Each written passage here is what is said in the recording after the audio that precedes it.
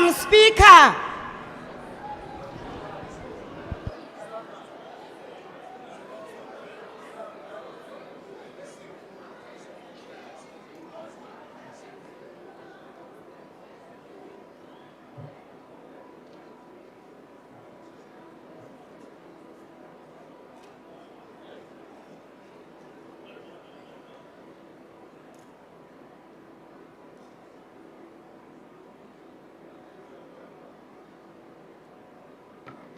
There will now be a moment of silent prayer or meditation.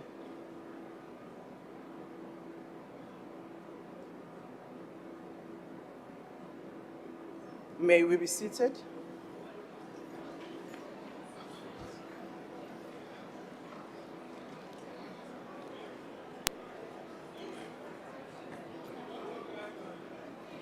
Order, honorable members, may we settle down?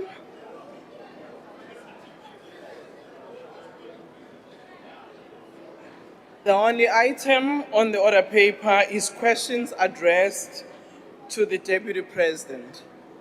Parties have been given an indication on which questions their members wish to pose a supplementary question on. Adequate notice was given to parties for this purpose.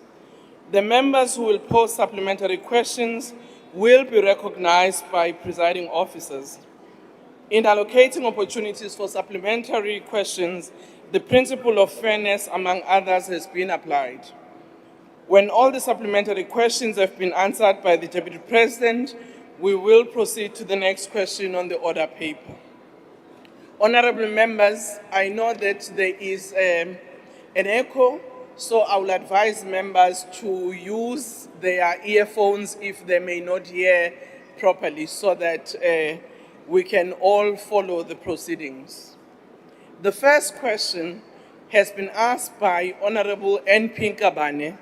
The question is, given the recent massive fuel increases accompanied by increased fertilizer costs, which are expected to be passed on throughout the agricultural value chain, and notwithstanding interventions by the government to suspend the fuel levy, what targeted interventions and/or support programs, financial or otherwise, have been prioritized to protect and enhance the long-term sustainability and profitability of small-scale farmers, particularly those located in rural and underdeveloped provinces, in the face of persistent fertilizer and fuel price volatility? Honorable Deputy President.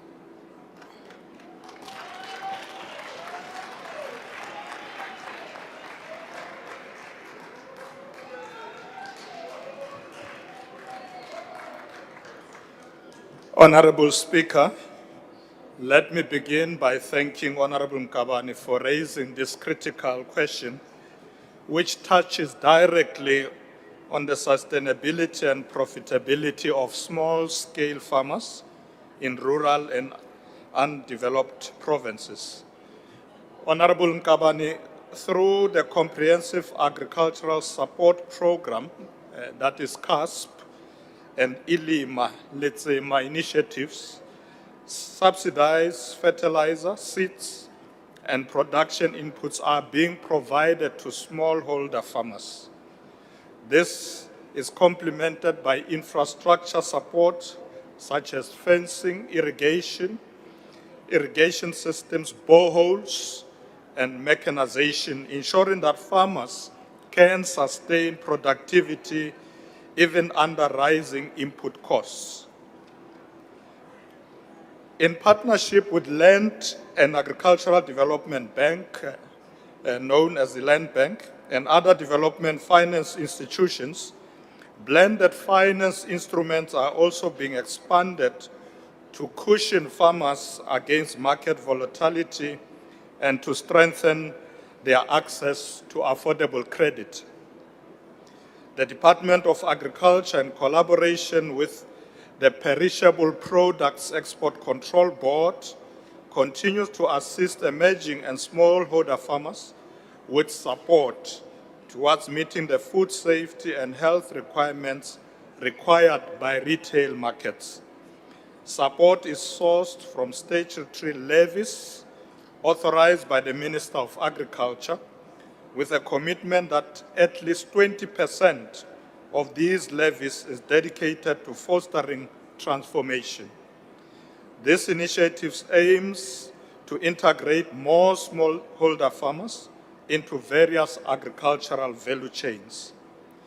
Government is also accelerating the localization of fertilizer production and promoting climate-smart farming to reduce dependency on imported inputs. Extension and advisory services play a key role here, transferring knowledge on sustainable soil management, water-efficient irrigation, and low-input farming practices.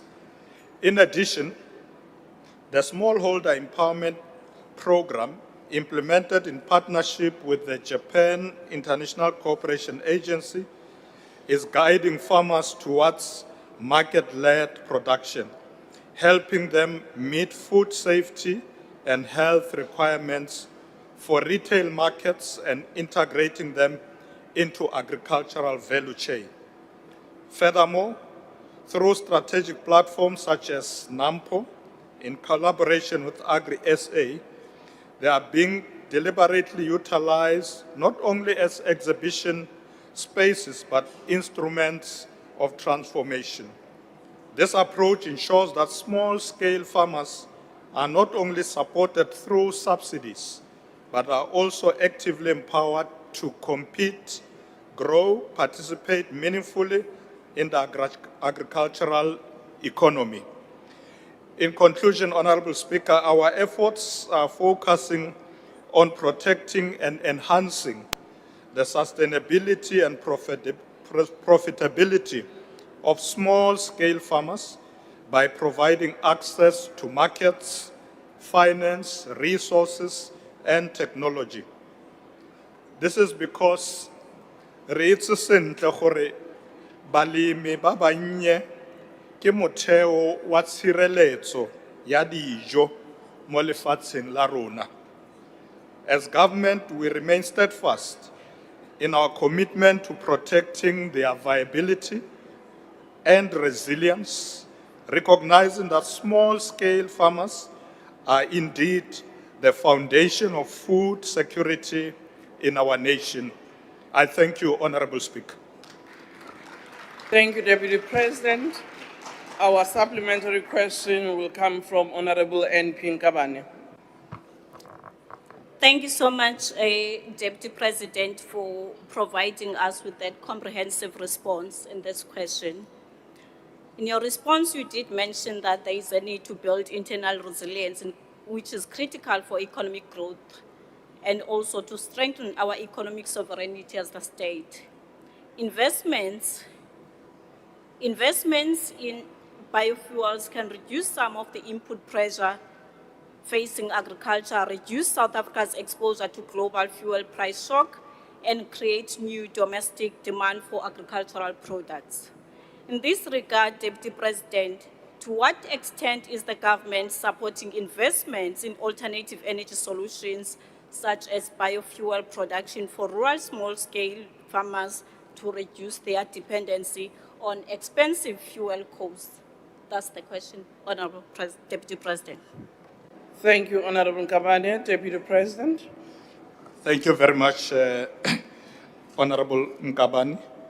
Yes, indeed, we realize that when there's an increase in fuel prices, it does hit hard on small-scale farmers as well. I agree with you that the reduction on fuel levy of 3 rand that the Minister of Finance introduced went some way to cushion them.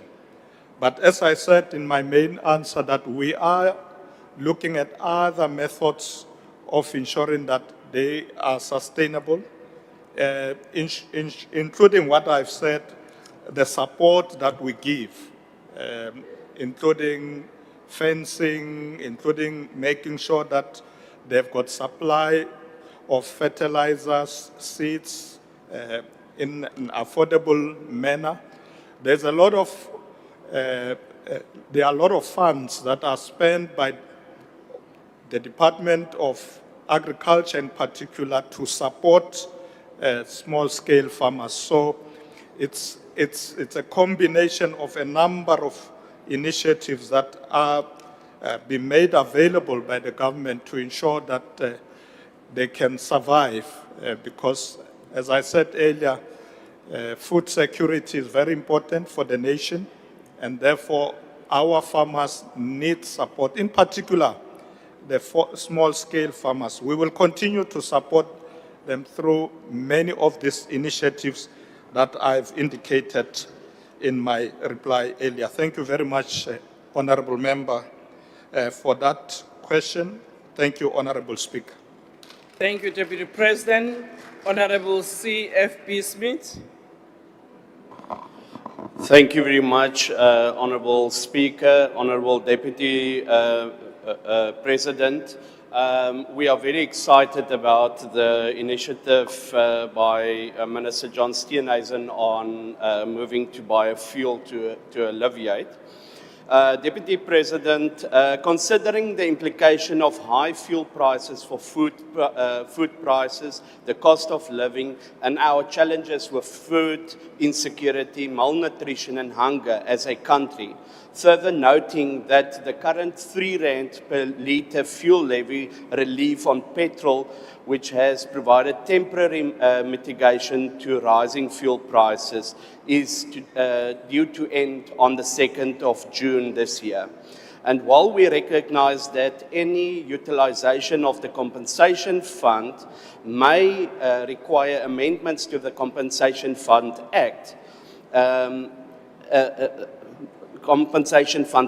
which I am sure you would support, Honourable Member, given your the time is up. magnitude of our imminent national crisis. Has government considered using the Honourable Member, your time is up. 21.7 billion surplus compensation to reduce the Thank impact you. of rising fuel prices? Deputy President.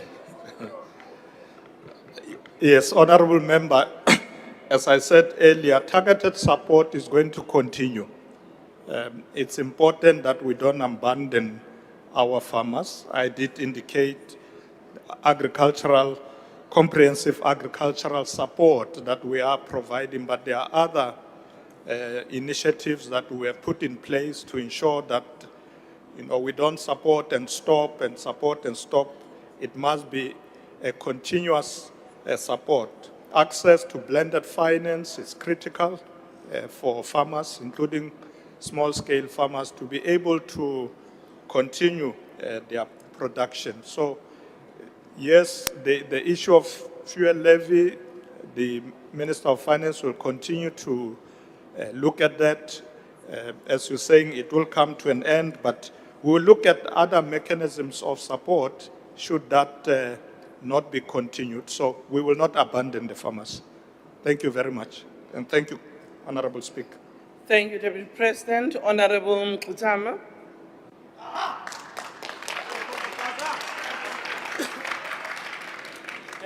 Thank you, Chair. Deputy President, there are 2.5 million small-scale farmers which are basically black. Now, it is good to hear that the fuel subsidy will continue. Can you give guarantees that it will be made permanent? Now, the second point is there's huge input costs to farmers on fertilizers. Would you commit the government to set up factories for organic fertilizer production? Then I have a special message from small-scale farmers from Gauteng. They had marched in January to the union buildings and they submitted a memorandum there. 6 months later, they have not received any responses. They've asked me that you give a commitment that you will meet with them and give them a proper response to their memorandum. I thank you. Thank you, Deputy President.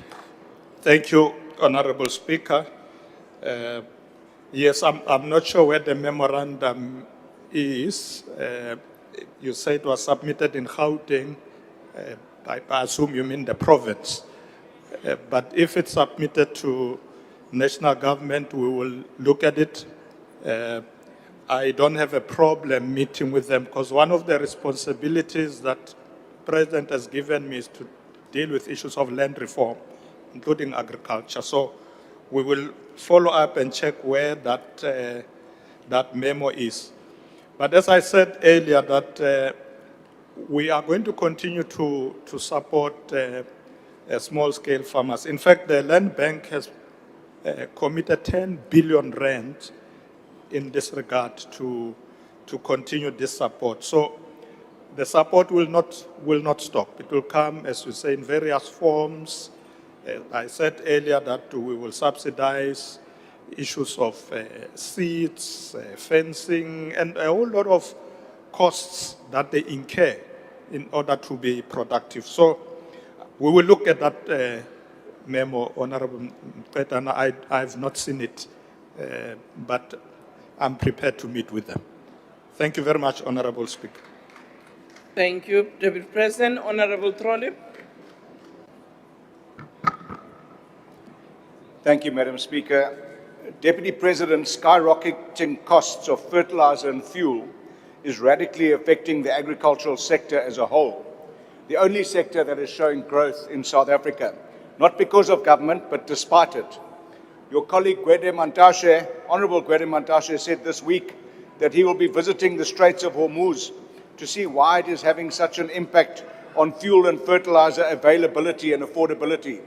Apart from this astoundingly simplistic response, which will not address the concerns, which are actually compounded by the fact that fuel and fertilizer are bulk products that are transported by rail and road in rural areas where the roads have disintegrated, and notwithstanding your response about CASP, Ilima Litsima, blended finance scheme, what are you going to do to cushion the catastrophic impact this is having on the cost of production and productivity of our agricultural sector in South Africa?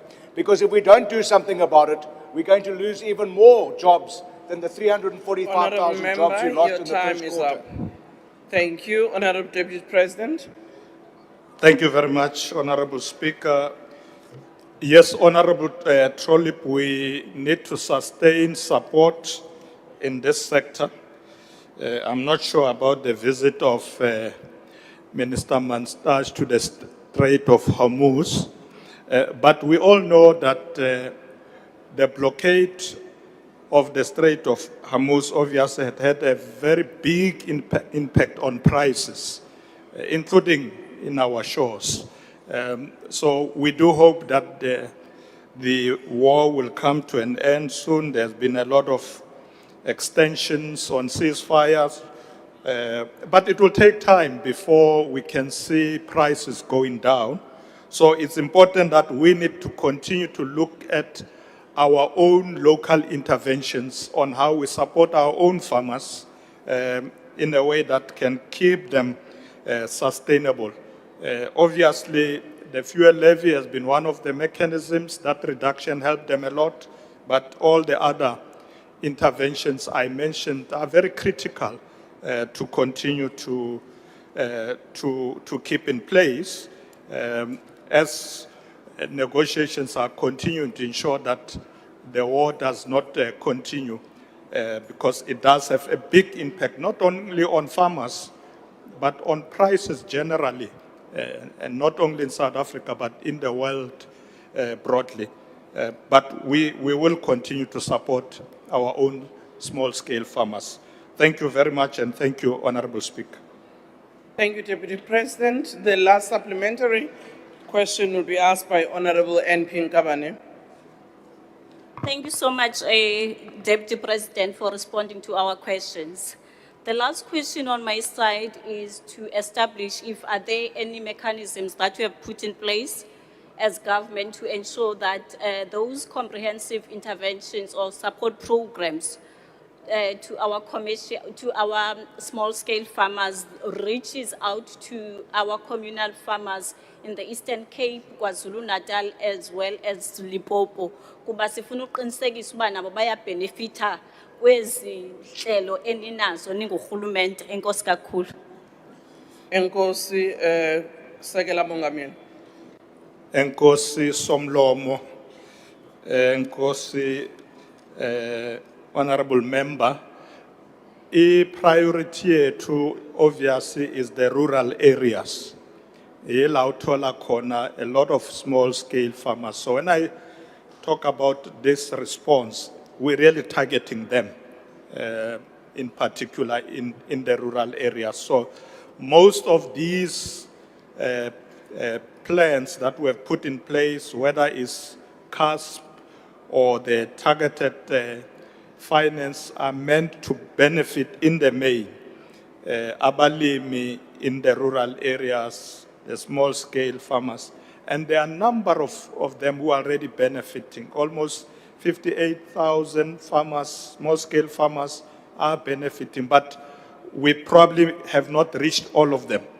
And therefore, we will intensify our interventions. When we go to provinces, particularly through our DDM interventions, one of the things we do is to take with us ministers of land reform and rural development, ministers of agriculture, and so on, and we engage with these farmers in rural areas and ensure that they can access these schemes. We have made sure that the land bank in particular is made accessible to supporting small-scale farmers as well.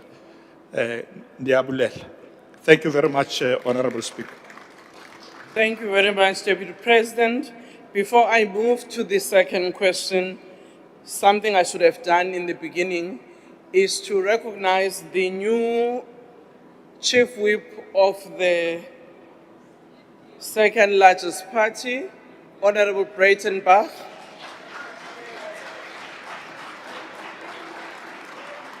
You're most welcome. I hope you'll be able to work together as a team with all the other chief whips. And don't rely on no data to give you wrong tricks. Thank you very much. We now move to the second question to the Deputy President, which is question number 8, asked by Honorable S. Peters.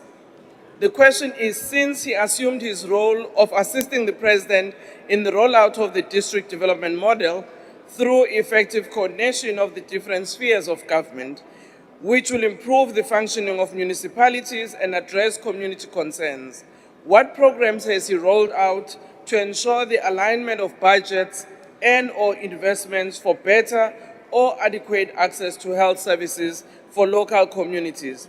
And which consequence management measures are in place for health officials who fail to deliver adequate health services, as many communities still lack basic and reliable services such as healthcare facility that operate 24 hours? Deputy President.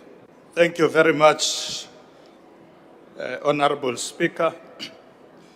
Honorable Speaker, let me thank Honorable Peters for the question, which really highlights two critical dimensions of accountability and delivery in the health sector under the district development model.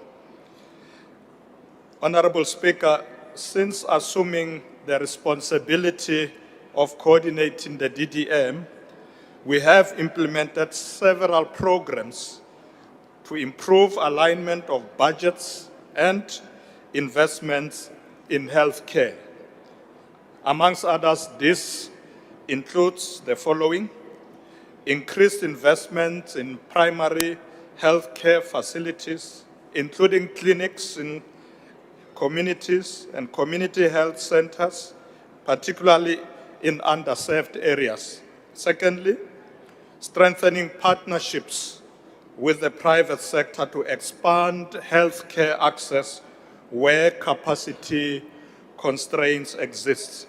Furthermore, the Presidency, in collaboration with the National Department of Health, are implementing what we call Ideal Clinic Realization and Maintenance, ICRM. We're doing this in all primary healthcare facilities across provinces. We do it as well in district municipalities and local municipalities.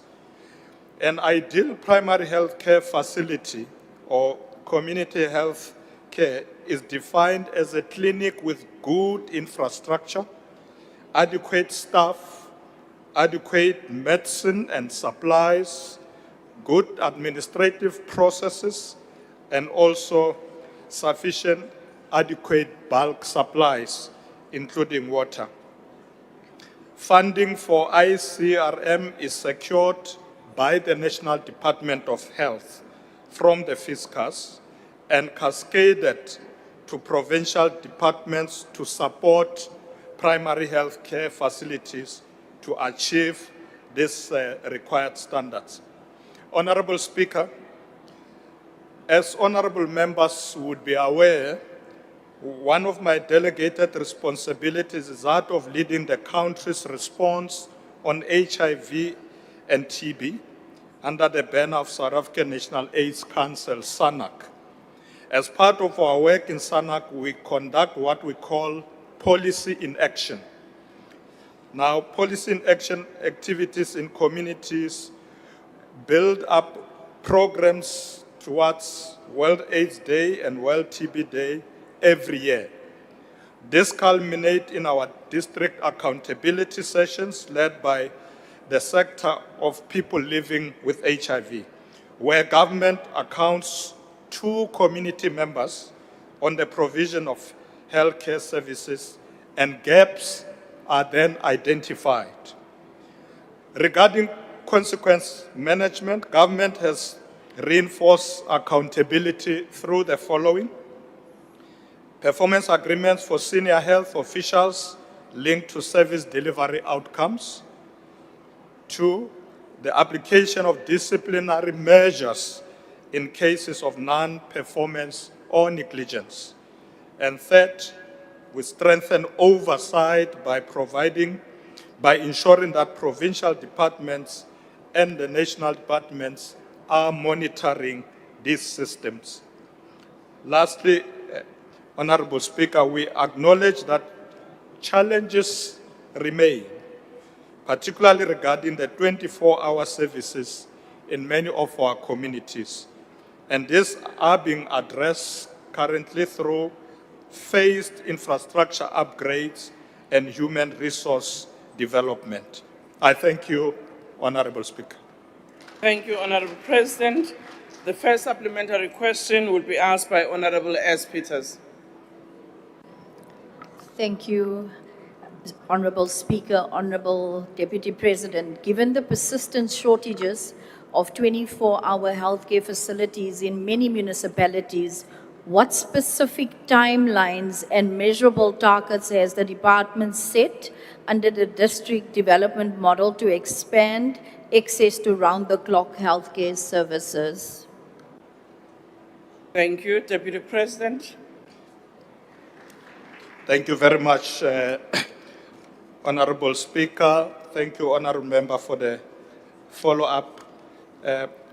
What we are doing, Honorable Member, in order to make sure that we can achieve these objectives, we go out into these areas with the Ministers of Health. We meet with the premiers and the MECs in those provinces, and we look at areas that are most vulnerable, and we target them to ensure that we then roll out these programs. We know that many of our people have been concerned that clinics close early, at 6 o'clock, they're already closed, and when they have challenges in the evenings, they have nowhere to go. So with Minister Mtswaledi, we've been to a number of areas already where this program is rolling out very well. In fact, I can say without hesitation that a lot of resources have now been expanded to deal with this.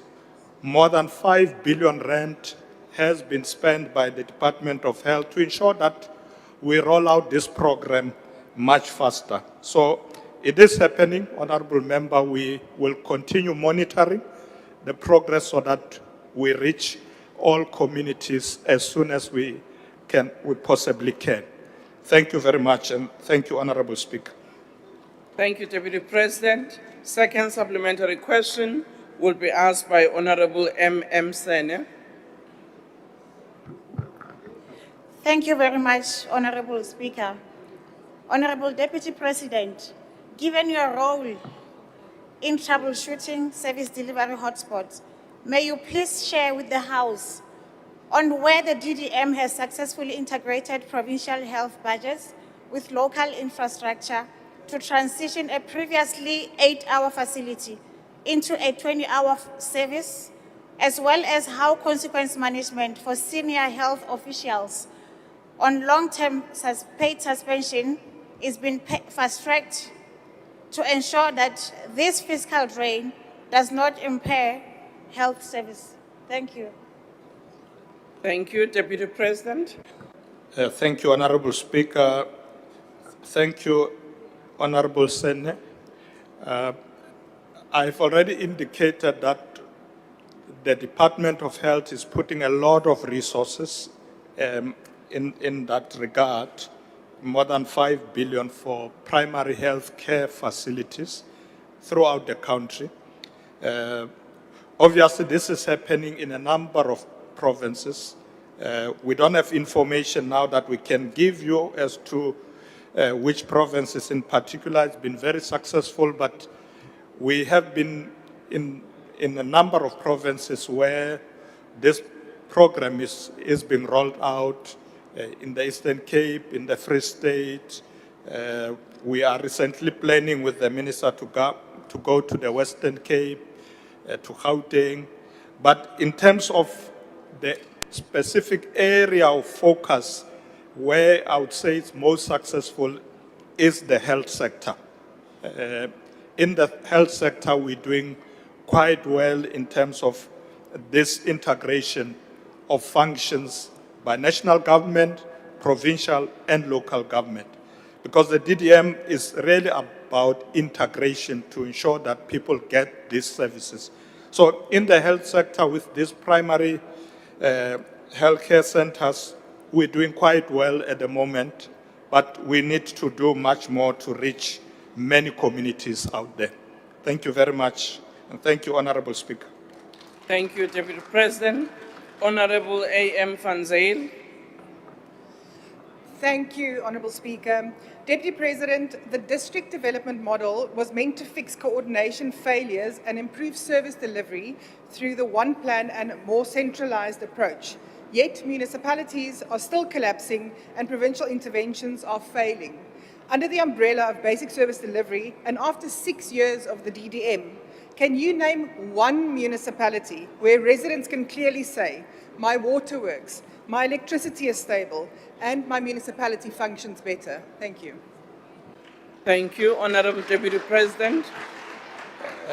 Thank you very much, Honourable Speaker. Honourable Member, the challenges in municipalities are not the challenges of DDM. The DDM approach, it's an intervention to assist these municipalities where there are challenges. And it is successful in many of the areas where I have been. Is there a problem? Order, honorable members. Are you not hearing at the back? You can't hear? I think they are just filibustering. You can continue, Deputy President. Okay, I was wondering what's the problem. No, honorable member, the DDM is not failing.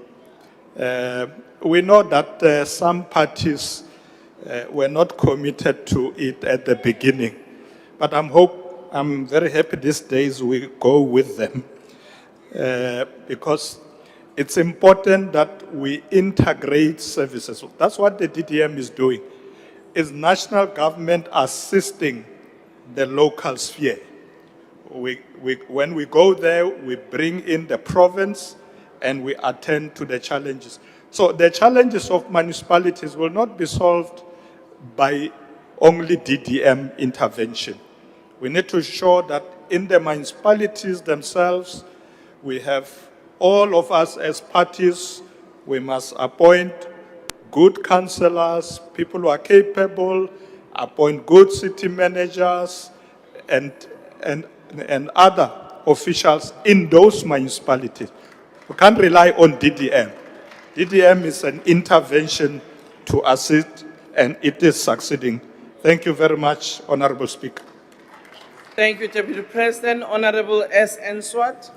Thank you, Honourable Speaker, Honourable Deputy Minister, and I really appreciate your reference to the selection of councillors who are capable, able, and I might like to add, God-fearing, trustworthy, and who hate dishonest gain, according to Exodus 18, verse 21. But I'd like to just thank you, Honourable Deputy Minister, for referring to increase in staff, medicine, access to water. One of the challenges is in consequence management, where officials are facing disciplinary actions but are suspended on full pay for months and even years. What, Honourable Deputy Minister, Deputy President, can be done to expedite disciplinary hearings against those officials that are facing disciplinary action? Otherwise, service delivery fails where those officials are not on duty and are staying at home having full salaries. I thank you, Speaker. Thank you, Deputy President. Thank you very much, Honorable Speaker. Yes, Honorable Member, we need to fix municipalities. We are doing exactly that. And one of the areas that we are focusing on is exactly what you are referring to, consequence management. I was recently with Minister Hlabisa, Deputy Minister Namashe, and also Minister Nonjo and others in the Tsobotla. And the reason we're there was to look at progress of the interventions we're making, because we realize that if you don't have the right people to do the work, you will not succeed. And I was very happy that even my own party had replaced people who were problematic and put the right ones. So do other parties. I met a lot of parties there. There were councillors from the EFF who were very happy to see me. And so on. So when parties appoint the right people, the right councillors, right mayors, and you said God-fearing, but I want to add people who respect the law and the rules. Very important. People who can act ethically, but they must hold accountable the city managers and all the managers in the municipality. So we are rolling that out. I was just citing the Tsobotla as an example. We're going to do it everywhere in all the municipalities to ensure that we fix local government. Thank you very much, and thank you, Honorable Speaker. Thank you very much, Deputy President. The last supplementary question will be asked by Honorable S. Peters. Honorable Deputy Minister, President, regarding access to healthcare for communities, how does he plan to address the delayed response time by government-operated emergency medical services, particularly ambulances, that in many instances only arrive the following day, thereby placing the lives of patients at serious risk? In Heidedal, a patient passed away after waiting for 9 hours for an ambulance to arrive. Thank you. Thank you, Deputy President. Thank you, Honorable Speaker, and thanks to the member for her last question. Yes, service delivery is key, and this is one of the responsibility the President has assigned me to ensure that people do receive services on time. So the issue of ambulances not arriving on time, it's something that as we go down through our DDM intervention, we are addressing that. We have received complaints in some of the areas, but we were recently in one of the provinces and we were quite happy with Minister Mtswaledi that we got a report that The clinic works very well. They are 24 hours. And we went into the communities. They told us that the ambulances do come on time. Obviously, one of the challenges they raise with us is not having enough of these vehicles. You know, local government will always complain about resources, so we need to support them. But even if they don't have enough, they have 2 or 3, they must make sure that those that they have do arrive on time when people are sick and they want to be helped. Obviously, some people stay a little bit far of cities, as we know, informal settlements and so on. So, but I will not accept that they must arrive the next day. It has to be on that particular date. It might take a bit of time because of distances, but we are dealing with it, Honorable Peters. And thanks for your question. Thanks, Honorable Speaker. Thank you, Deputy President. We now move to question 9, which has been asked by Honorable B.B. Nodada. The question is whether he has found it to be unfitting for members of cabinet to not declare luxury gifts received from foreign governments. If not, what is the position in this regard? If so, what actions does he intend to undertake in this regard in his capacity as leader of government business? Honorable Deputy President. I'm sorry, Deputy President, if you can just take a seat. There's a point of order. What is the point of order, Honorable Member? Speaker, I just want to ask, is the Deputy President serious with the last answer that he has given? In the face of our people, is that a serious answer that can be given to our people regarding the health matters that are currently going on currently? Well, thank you very much, Honorable Member. I hear your question, but the Deputy President has answered, and I do think in his answer he did indicate that strides have been made, but there are some challenges. He also did indicate that it may not be enough to say in other areas ambulances arrive, and in other instances they even arrive the next day. So I do think he answered the question, but you may follow up maybe on another question in the next cycle when the Deputy President comes back to the session. Deputy President.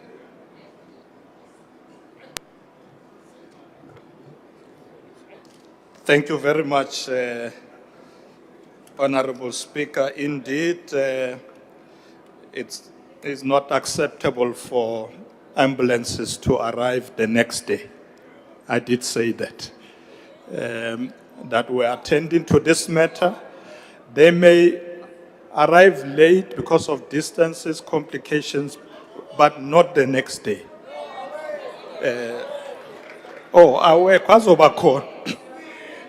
Order, honorable members, let's not have a dialogue. Yes, I think the Deputy President did hear the concerns being raised. Can we allow him to answer question 9? The next question. Yes, Yes. thank you. Thank you, Honorable Speaker. Honorable Speaker, let me thank Honorable Nodada for raising this important question that confronts all members of the House, including members of the Executive. Let me start by saying, Honorable Speaker, that government's position is very clear. Transparency and accountability are non-negotiable. Members of the Executive are required, in terms of the Executive Members' Ethics Code, to disclose all gifts above the prescribed threshold, including those received from foreign governments. Failure to declare such gifts would constitute a breach of the code. In this regard, the code states the following: a member must not accept any reward, benefit, or gift from any person or body that is intended or is an attempt to corruptly influence that member in the exercise of his or her duties or responsibilities as a public representative. Similarly, as members of parliament, we are obliged in terms of the code of ethical conduct and disclosure of members' interests to disclose our private interests to prevent any conflict between personal gain and public duty. In conclusion, Honorable Speaker, in my capacity as leader of government business, I continue to emphasize strict compliance with ethical codes and will support any process necessary to ensure enforcement, including referral to the relevant ethics authorities where it is warranted. Thank you very much, Honorable Speaker. Thank you very much, Deputy President. Honorable Nodada, you'll take the first supplementary question. Thank you so much, Speaker. Deputy President, in the DA's fight against crime and corruption, the President fired former Minister of Social Development for receiving luxury gifts, amongst other things, because no one is above the law, no matter how high your office is. This is why the DA joined the GNU to begin with, to fight crime and corruption across government, because it steals from the poor in this country. While we welcome the firing of a corrupt ANC minister, it is not merely enough. The receipt of personal luxury gifts must be banned. Given the fact that your wife was gifted a colossal diamond by Louis Liebenberg, who is on trial for fraud, racketeering, and money laundering, your ties to corruption tenderpreneur Edwin Sodi, and the multi-billion rand lottery license, is that why you oppose to luxury gifts being banned? And how do you hold people accountable when you've been found very guilty of the very same ethics codes that you speak about? Thank you so much. Deputy President. Yes. Honorable Speaker, let me repeat that as members of the House, all of us are responsible and all of us must live by the code. You know, institutions, not only Parliament, the executive, the cabinet, even the private sector, have rules so that we can ensure proper conduct. But where people have faulted, where mistakes have been made, then the rules must kick in. You were referring to, firstly, to Member Tolashe. Member Tolashe, as a minister, did appear before the Ethics Committee, if I recall, did appear before the Integrity Commission of the ANC, did appear before the President. So accountability did kick in. So we must, in fact, commend the President for having taken steps when he realized that the explanation is not satisfactory. He took steps, which is important. In some instances, Parliament itself takes steps where they think there must be corrective measures. Some of the issues that the member is raising are not really relevant. I have never received a gift from the lotto. I don't know what he's talking about. Let's not mix things. We are saying if a member received a gift, the issue of the diamond was long dealt with by this House. I don't know why the member keeps bringing it. Maybe he was not here. But we dealt with that matter, went to the Ethical Committee, and I did respond. Ethical Committee dealt with the matter. Because as a leader myself, I must lead by example. When this House says, Deputy President, we think you are wrong, I must accept. You know, there's nobody above the law, and it must start here. When the leader says, yes, I accept, here you say I'm wrong, I accept, and I will take responsibility and accountability. But so it must go for all of us as members, as ministers. Where we are wrong, we must accept and accept corrective measures. And we are doing so. That's why these committees have been set up. Nobody's above the law, not the president, not the deputy president, not ministers, not members of parliament. All of us abide by the law. That's why the president, when the issue was raised that I'm sure parliament is dealing with, his first response was, yes, let's allow parliament to deal with these issues. I will abide by the processes that parliament is going to undertake. What else do we want? What else do we want? Thank you, Deputy President. No. There was a point of order. If you can take a seat. Honorable Michalakis, what's your point of order? Thank you, Honourable Speaker. Honourable Speaker, I see the Deputy President is sweating a bit. Can I offer him a handkerchief before he continues There is with his not a question? point of order. Shut up.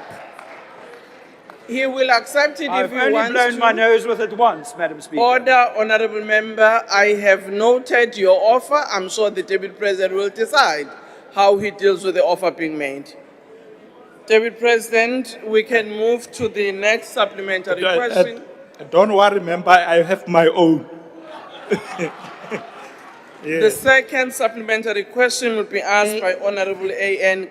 Kumbaka. Thank you. Thank you, Honourable Speaker.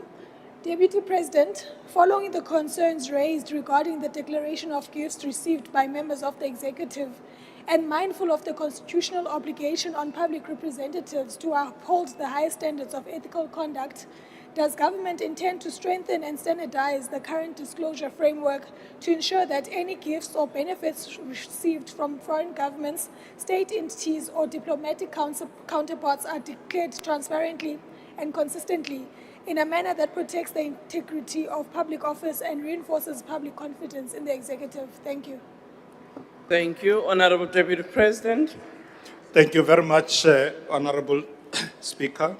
Yes, Honorable Kombani, the Department of Justice and Constitutional Development is currently looking at the review of the ethical code and other processes.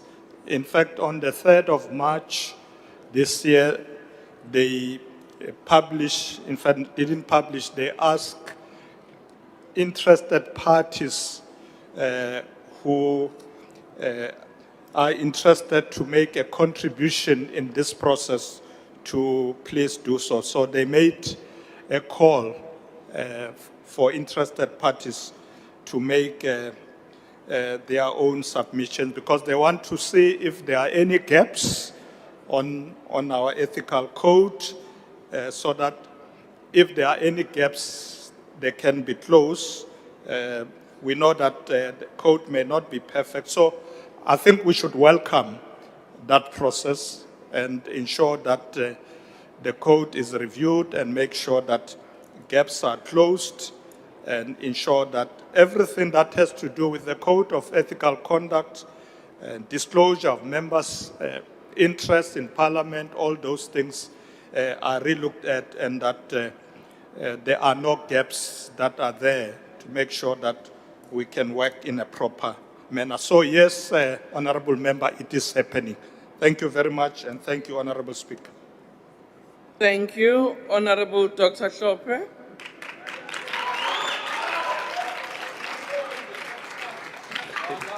Right. Thank you so much, Honorable Speaker. Deputy President, here is a follow-up question.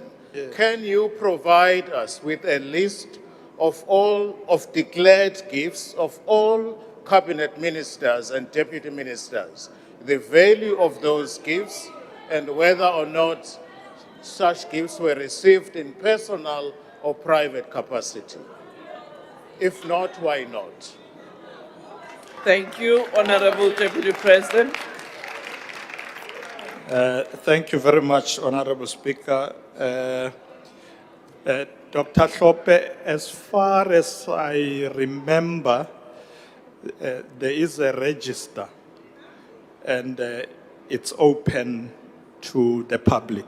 So you can actually go and see it. It is available. Yeah, it is. It's actually available to the public.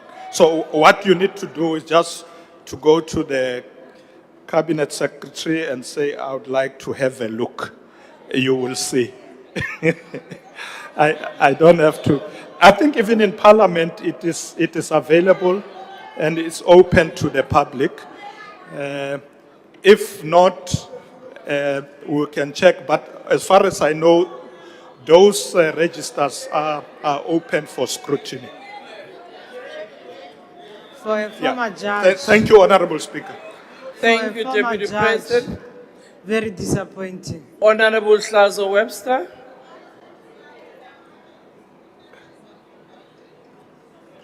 Thank you, Speaker.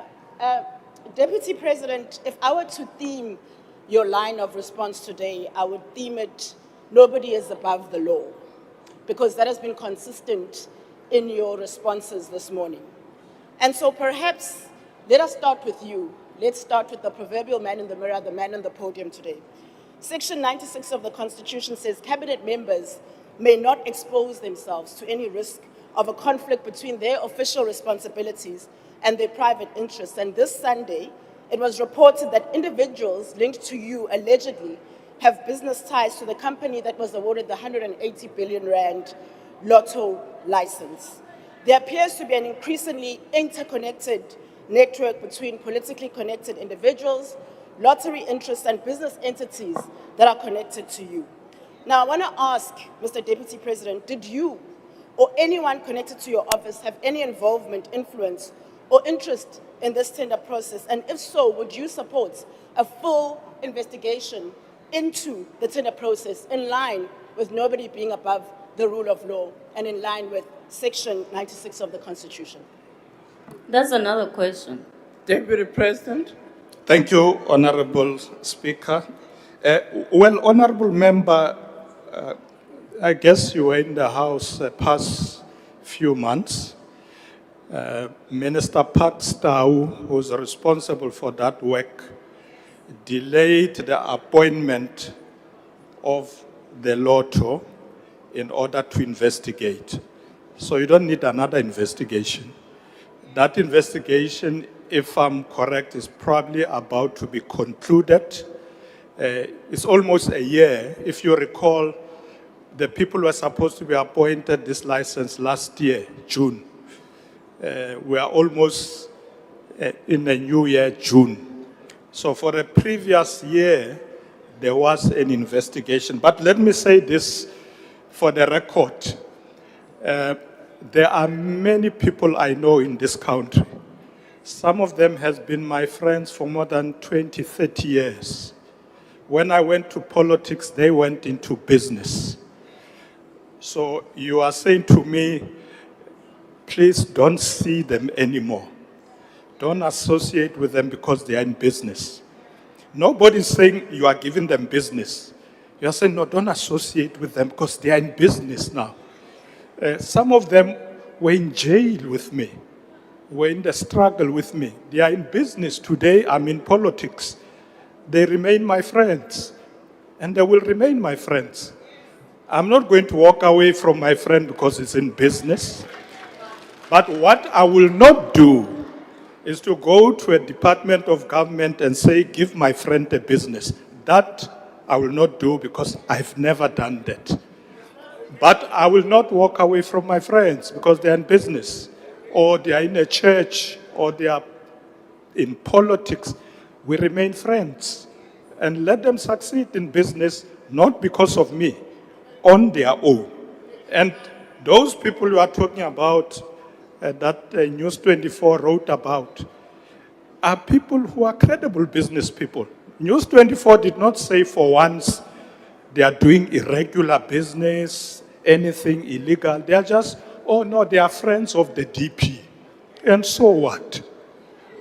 They are doing their own business. They remain my friends. I will not do anything that is against the rules and interfere with procurement for the benefit of my friends. That I will not do. If you say I should not do that, I agree with you. That I will not do. But let's not say to people, abandon your friends because they are now successful business people. It's never done. Thank you, Honorable Member. Thank you, Honorable Speaker. Thank you. The last supplementary question will be asked by Honorable BP Nodada. Thank you, Speaker. Deputy President, nobody says abandon your friends. But it is actually problematic when you've got friends that are accused of fraud, racketeering, and money laundering. You must find that very fishy. And here are the facts. The person that won the multi-billion rand tender for the lotto contract accompanied you to the State of the Nation address. Don't you find that fishy? For them to get that multi-billion rand tender, yet they accompanied you to the State of the Nation address. I mean, Deputy President, you've been accused of living in 70 million rand mansions that your salary can't even afford. Now, based on the above, do you think the President should also take action against you? I will take your point of order. You can finish your question. There's a point of order. But you are So based on the above, do you think the President should take action against you? Because you can't have a Deputy President who's second in command, open to crime and corruption with no ethics. Thank you so much. Deputy President, if you can just take a seat, there's a point of order. Honorable Dagmo. Thank you very much, Speaker. I want to raise a point of order in terms of Rule 85 in regard to reflection on members. As the Honourable Nodada would know, that rule says that no member may impute improper motives to any other member. And it's clear, even arising from the Deputy President's response to the previous question where he explained the issue of friendship, that Honourable Nodada continues in the way that he's asking questions to impute improper motives, and he, like all of us, are aware that you can bring a substantive motion. No one wants to undermine the accountability and the Deputy President's need to answer questions, but I honestly want you to rule on whether Honourable Nodada is not imputing improper motives and is thus in contravention of Rule 85. Thanks. Thank you, Honourable Member. I've noted your point of order and I've looked at Rule 85. You are correct to say no member may impute improper motives to any other member or cast personal reflection upon a member's integrity or dignity or verbally abuse a member in any other way. And the second part of the rule says a member who wishes to bring any improper or unethical conduct on the part of another member to the attention of the House may do so only by way of a separate substantive motion comprising a clearly formulated and proper substantial charge that, in the opinion of the Speaker, prima facie warrants consideration by the House. And I do want to say, Honourable Nodada, in the way in which you pose the question, while you may have said, don't you find it difficult, somewhere towards your last question when you were asking about whether the President shouldn't act, it can be assumed that you are already casting aspersion. And I think for that it's important to withdraw that part. Thank you very much. Thank you so much, Speaker. I would withdraw that part, but would like the Deputy President to answer the question, please. You're Thanks. personal, wena. Thank you, Honourable Deputy President. Thank you very much, Honorable Speaker. Let me answer the question. Many of the people I invited to the State of the Nation address to SONA are friends that I've known for more than 20, 30 years. Some of them before they became business people, before they became wealthy, if they are. I don't recall any of them doing any regular business or being criminals. If they are criminals, they are being criminalized by Honorable Nodada. You are saying Mr. Tembe is a criminal because he won a tender. I don't know him to be a criminal, but if you think so, you can go to any nearest police station and open a case. If you know anybody around the DP or including my children that they are criminals, go to a nearest police station and open a case. Don't have a problem when black people become wealthy, because that's what I sense. When black people become wealthy, oh yeah, they must have stolen somewhere. They must have gotten a tender somewhere irregularly. It's even shameful if it's said by a black man like yourself.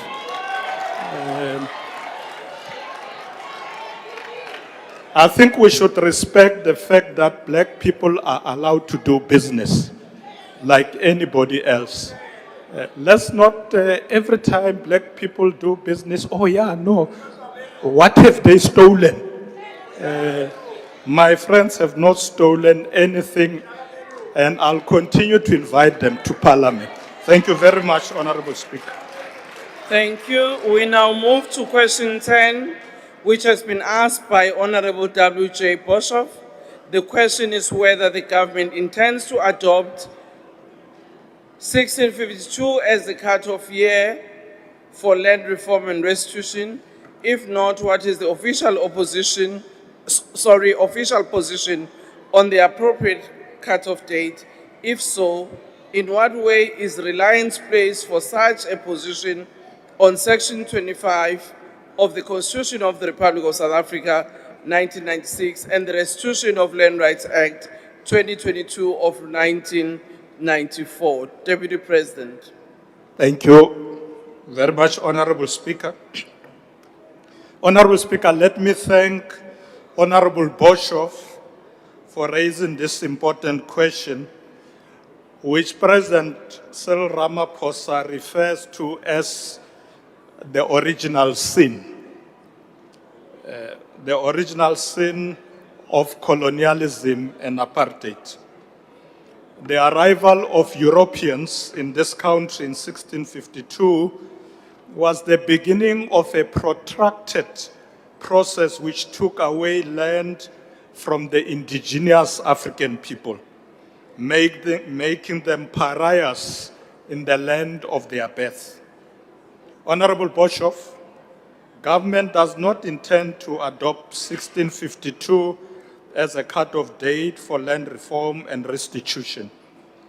But the current legal framework is working and is guided by sections 25.7 of the Constitution, which provide for restitution claims for dispossessions after the 19th of June 1913, and the Restitution of Land Rights Act of 1994, which operationalizes the constitutional provision. In my view, Honorable Speaker, these provisions are adequate in dealing with the issue of land reform in South Africa. Any change to this framework would require lengthy constitutional and legislative processes which will further be complicated by developments that have taken place in our country over 3 centuries. However, government remains committed to a just, equitable, and lengthy, legally sound reform program that addresses historical dispossessions while ensuring economic stability and food security. Working with Ministers Noncho, Steenhuisen, Hlabisa, Deputy Ministers Ngamash and Masemula, we are fast-tracking processes to enable land to be transferred to the rightful owners and providing them support for those who are ready to till the land. We have found, Honorable Speaker, that in many areas where we go, people who have received the land complain that they don't have support in order to till the land. Where they want to farm, they don't have tractors, and so on. So we are now providing what we call post-settlement support to enable people to use the land profitably, to use it for development and ensure that it is productive. So lastly, Honorable Speaker, we accept that there have been delays in the implementation of this program, because I think we should accept that we are not where we should have been. And this is due to, amongst others, disputes emanating sometimes from families, sometimes even from communities. And therefore, delays do happen in this program, but we have decided that we should fast-track the process of land reform, and I'm working very well with the ministers and deputy ministers that I've referred to ensure that people get the land as soon as we possibly can, transfer the land to them to make it productive and make sure that they can acquire ownership of that land. I thank you, Honorable Speaker. Thank you, Deputy President. The first supplementary question will be asked by Honorable W.J. Boshoff. Thank you, Honorable Chair and Honorable Deputy President. I will return to the year of 1652 in my last follow-up. What I want to know is that we are still busy with the first order land claims, and the whole bunch of the second order land claims still lie somewhere in the future. Does the Deputy President foresee a stage at which land reform and restitution is done and that farming can continue without the idea that there might be a new claim? In other words, the present legislation, does it constitute a destination, or is it just a milepost in a process which will go on even beyond? I thank you. Thank you, Deputy President. I'm not sure if I understand your question. If you can repeat it. Honorable Boshoff, if you can please repeat your question. I'll try to repeat it a little bit shorter. I want to know, is there ever going to be a time when land reform is done? Or are we going to reach the one milepost and then there will be another and yet another and yet another? Thank you, Deputy President. Yeah, thank you, Honorable Speaker. I think I understand, Honorable Boshoff. Will there be time when we say land reform is done? It will be when the land, all the land has been returned to their rightful owners.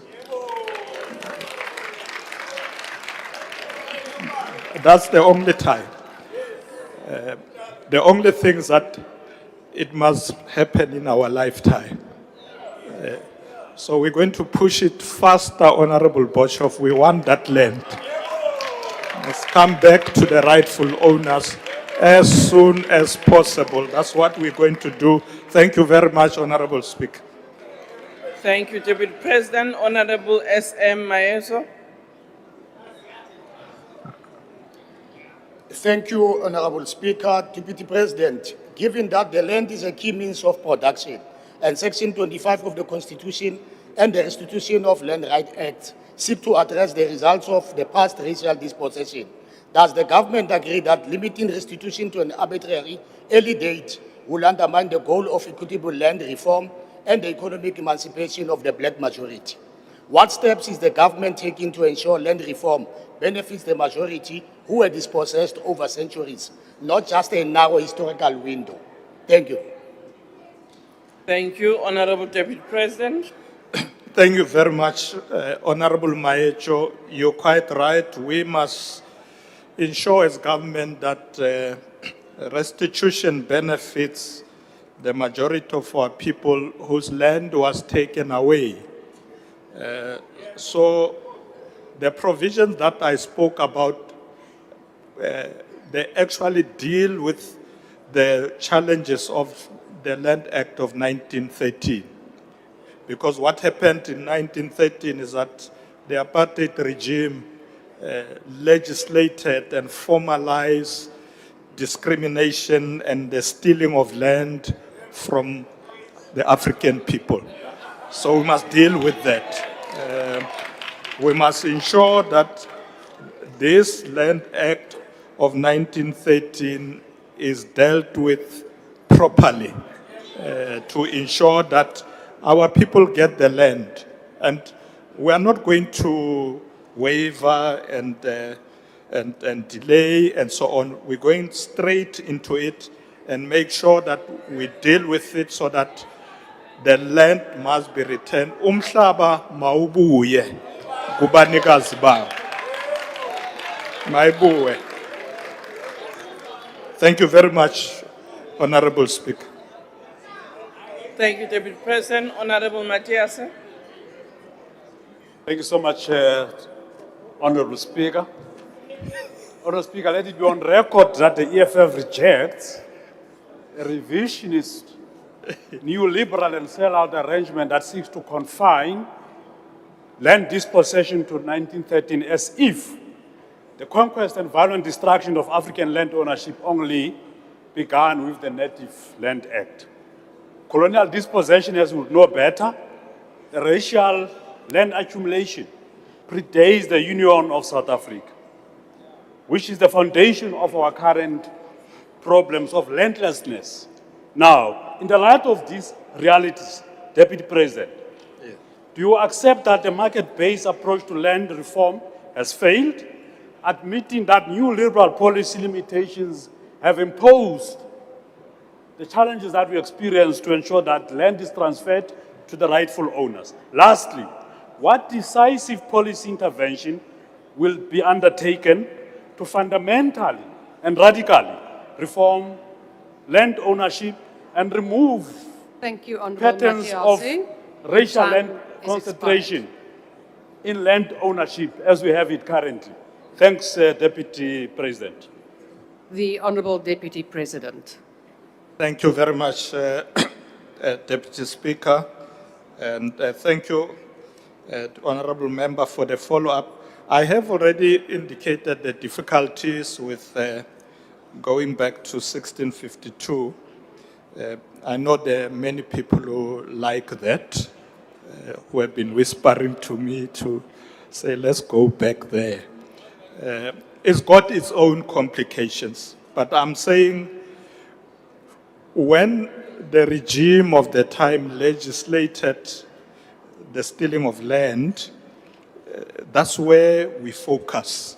And I think the 1913 Land Act is a piece of legislation that we are destroying to bring back land to its rightful owners. Of course, everybody must access land. That's why we are helping those who want to access land. There are programs that government has set up. So it's not market-driven per se. What government does... Honourable Deputy President, if you could Yes. just take your seat. I see there is a point of order. Honourable Nkama. Thank you, Chair. Deputy President, you can't insist that 1913 is the point of dispossession. We had already lost all our land by then. So if you go to 1913, we're not going to be able to address the land question. What are you so terrified about going to 1652 with the arrival of the settlers? Member, that is not a point of order. You are now entering into a debate. Deputy President, please proceed. Thank you very much, Honorable Deputy Speaker. And Honorable Pitama, is not a point of order, it's a point of debate. I've already said, Honorable Speaker, we're talking about 3 centuries, and this country has developed. Angazi ukuthi la iparliament ikhona bekuhlala bani la as we speak. asazi. When we have developed so much that we had to start somewhere, but we're starting where there was legislation that was enforced. It will take us to where we want to go to access land, and we're going to work hard to ensure that people do receive the land as far as it is possible, where they used to live as far as possible, where they used to live is not available, they get compensated. I was answering this question that is not so much market driven. What government does purchase land for people in order to till it. And where it is impossible for them to get land where they used to live, they get compensated. And where possible, they get given another piece of land to be able to till. Where people don't want to till the land, they get compensated as well to receive funds which they can use in line with the value of that land. Deputy President, so there are mechanisms that are happening. Deputy Thank you, President, Honorable if Deputy. there is a point of order, so if you can just take your seat. Yes, Honourable Matiase. Deputy President, this have confidence in you, but you can't be speaking in two tongues, from both sides of your mouth. Please tell us exactly what policy trajectory on land reform and land transformation we are going to have under your presidency. Under your presidency. Honourable Matiase. Please. Honourable Matiase, that is not a point of order, but the Deputy President. Honourable members, could I just ask that you do give, honourable members, could you please allow the Deputy President the opportunity if he wants to reply to Honourable Matiase, as he also posed a question. Deputy President, it is your choice. Thank you very much, Honorable Deputy Speaker. Honorable Matthias Zaiko Leonto, as campaign la, sapendule imibuzo nje. Don't worry about the future. There are complications on issues of land reform, so we need to be realistic when we deal with them. And we can debate it. We can debate it. At the moment, we've got legal instruments. Let's use them. Perhaps the EFF might want to bring a debate about this matter at some point, but I'm saying let's use the legal instruments that we have now to fast track. Because people are saying, even with the legal instruments you have, nihamba kancane. And that's what we must address. We must begin to move fast using the instruments we have. Honorable Matthias Soikulu. Honourable Deputy Soikulu. President, Thank you very much, Honourable my Deputy. apologies, there is still another point of order. Honourable Lechwit Chabalala. Thank you, Deputy Chair. I want to know if the Minister can take a question on this issue. Honourable Member, we do not take questions on questions. Honourable Mashlole. Thank you, Deputy Speaker. Yes. No, I want to raise a point of order, Deputy Speaker, on two things. It doesn't take a My genius apologies, to Honourable understand. Mashlole. Deputy President, if you can just take your seat, please. Please proceed. One, it doesn't take a genius to understand that the Deputy President is answering questions. So you can't stand up and say, he's willing to take a question because He's not answering questions. The second point of order is that you have allowed, for the third time, that the Deputy President answers questions, but there are some people who don't agree with those answers. And you allow them to make a statement of what they would want to hear the Deputy President to say. That's my point of order. Do not allow spurious point of orders. Honourable Mashlole. Members, please give me an opportunity. I have ruled on the matter of a question in a question session, and that is not in order. Secondly, honourable members, secondly, I have allowed the person to speak, waiting for the point of order, and then have ruled them out of order. So, quite frankly, your point is superfluous. Deputy President, have you concluded with this question? We can then proceed. The fourth supplementary. Thank you, Honorable Deputy Speaker. I think we're done for now with this one. I'm sure there will be further debates going forward about 1652. I'm not closing it. I can see there are people who are very interested in that discussion. Honorable Matthias Sizaikulum. Thank you very much, Honorable Deputy Speaker. Thank you, Honourable Deputy President. We're not quite done with the question. We still have a fourth supplementary. Okay. The Honourable Ghana. Yes, okay.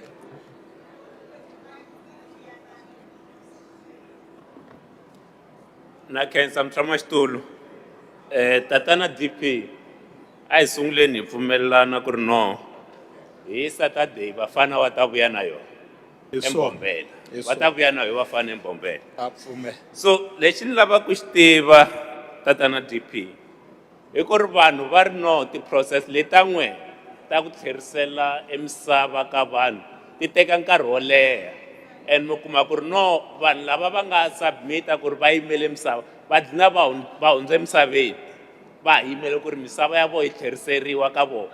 So mi endla njhani tanihi mfumo ku ri no misava yi tlhelerisiwa ka vanhu hi xihatla hikuva vanhu va khale va yimele ku ri misava ya vona yi vuyela emindyangwini ya vona. Ni khensa swinene mutshamaxitulu vafana va ta vuya na yo Saturday. Up the bucks. The Honourable Deputy President. Thank you very much, Honourable Deputy Speaker. Tatan kana pfumela swi ta va tano.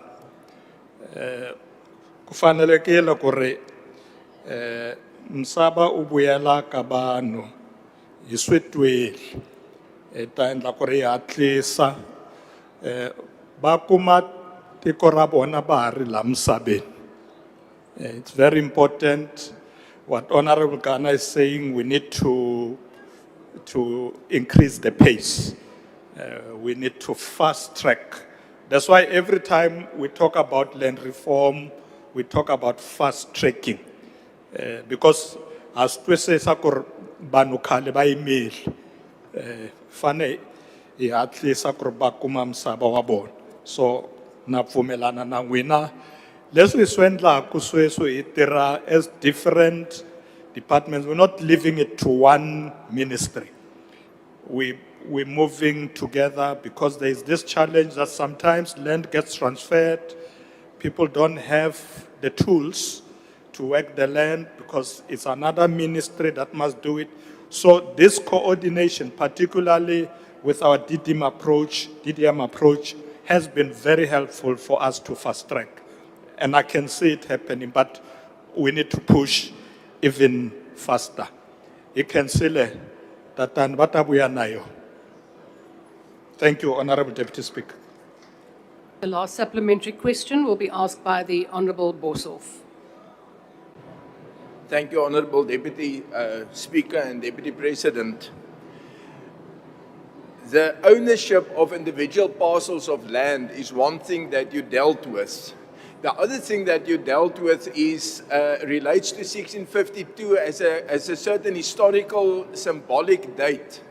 And I want to put it to you that that approach delegitimizes the existence of Afrikaners as an indigenous nation as actually being a kind of an accident or even a crime of history. We cannot speak about land ownership if as a nation we are not recognized in South Africa, and at present we are only recognized as individual citizens. I want to know from the Deputy President, does he envisage formal recognition of the Afrikaner folk as an indigenous nation of South Africa? The Honourable Deputy President. Well, I've heard that the Afrikaners also have a cry that, they were dealt a blow by the English. At some point, they fought the Anglo-Boer War, etc.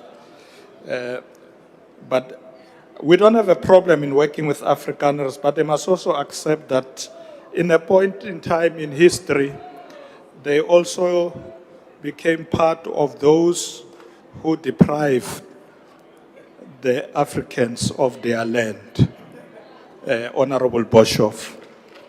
So we must start there. We in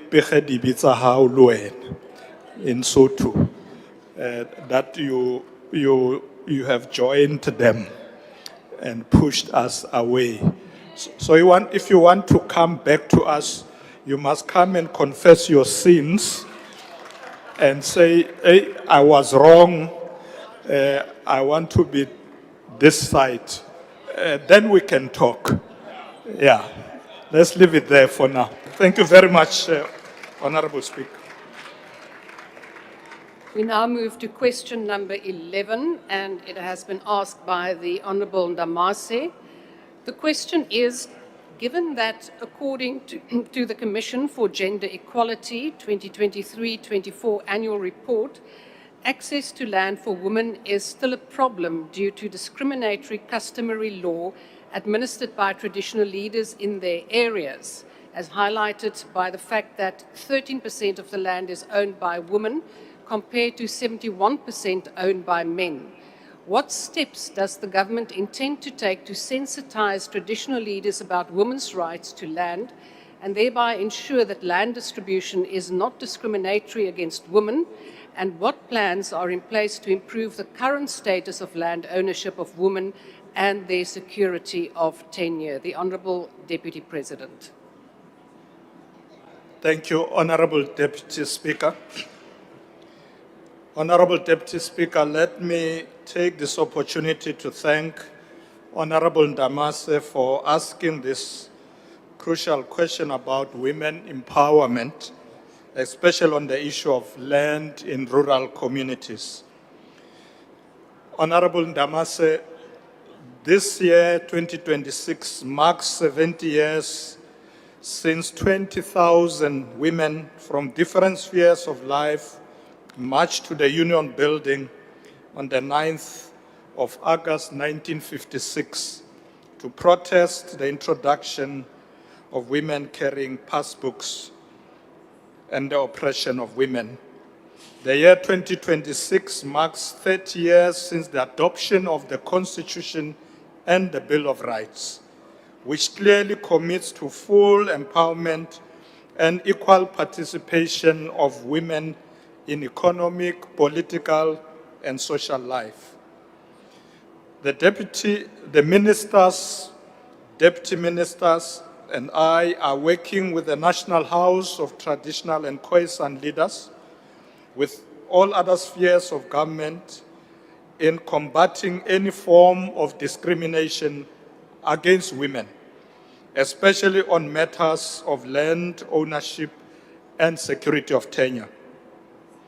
Honourable Deputy Speaker, as such, to improve women's land ownership and tenure security, the Department of Rural Development and Land Reform is prioritizing women beneficiaries in land reform programs, strengthening legal protections for women under communal land systems, and expanding access to agricultural support, finance, and extension services for women farmers.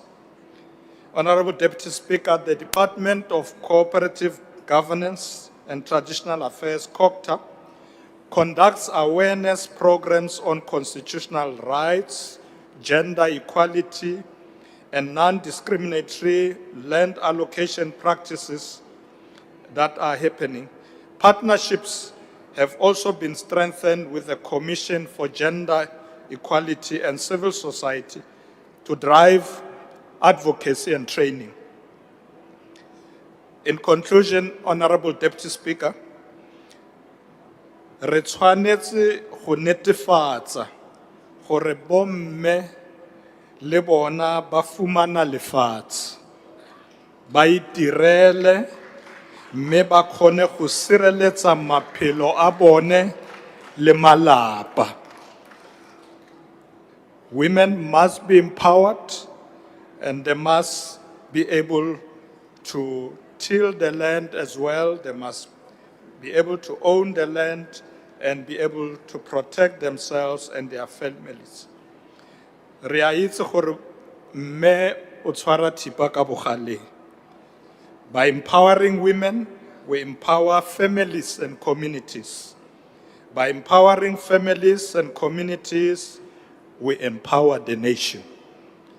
Wathinta bafazi, wathinta imbokodo. Thank you, Honorable Deputy Speaker.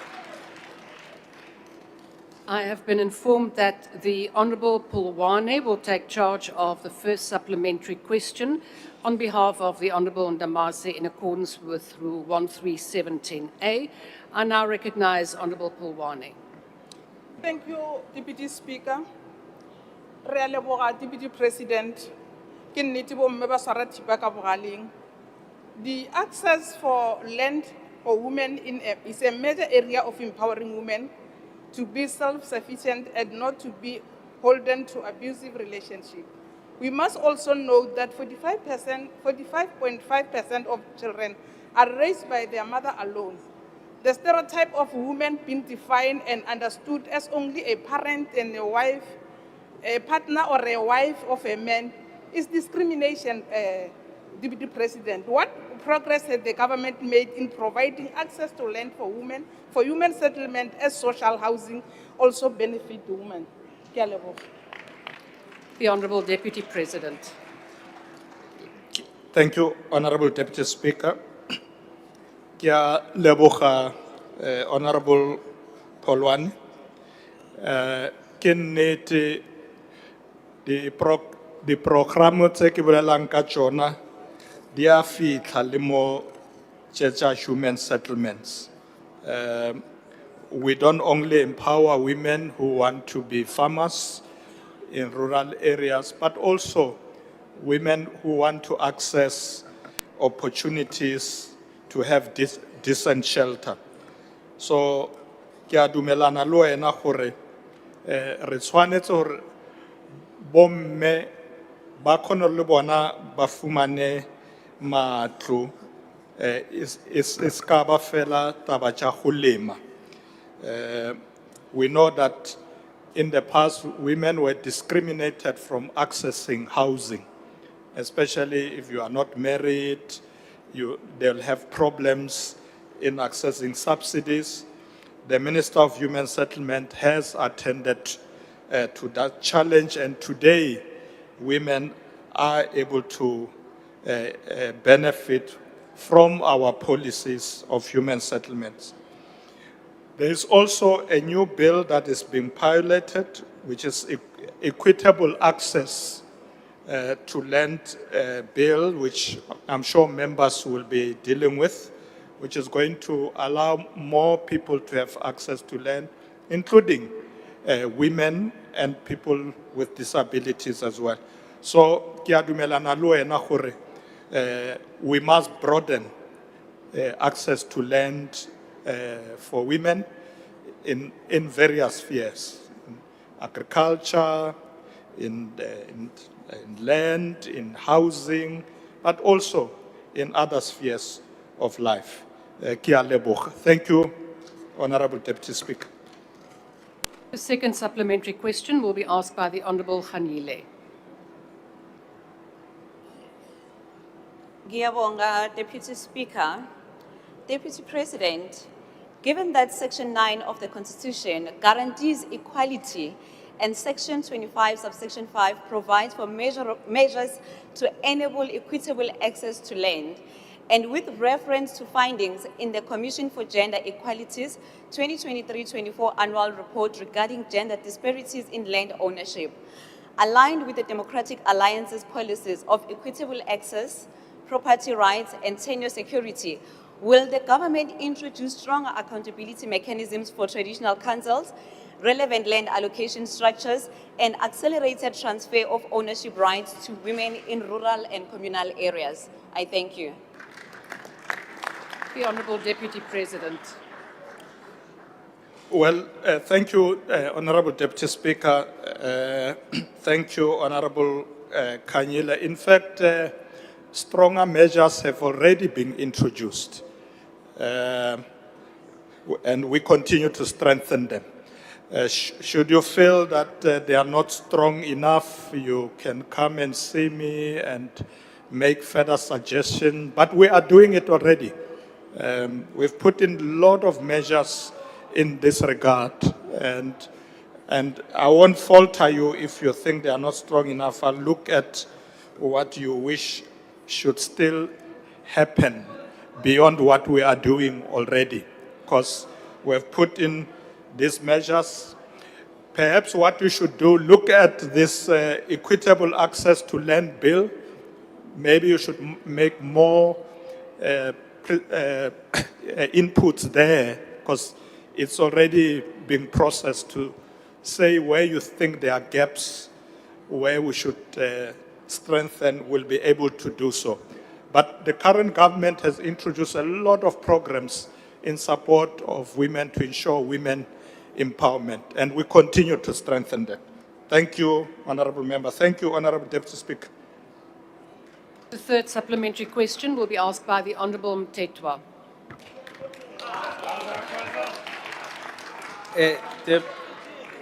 Deputy President, let me give you a clue on where to get the land to give our women.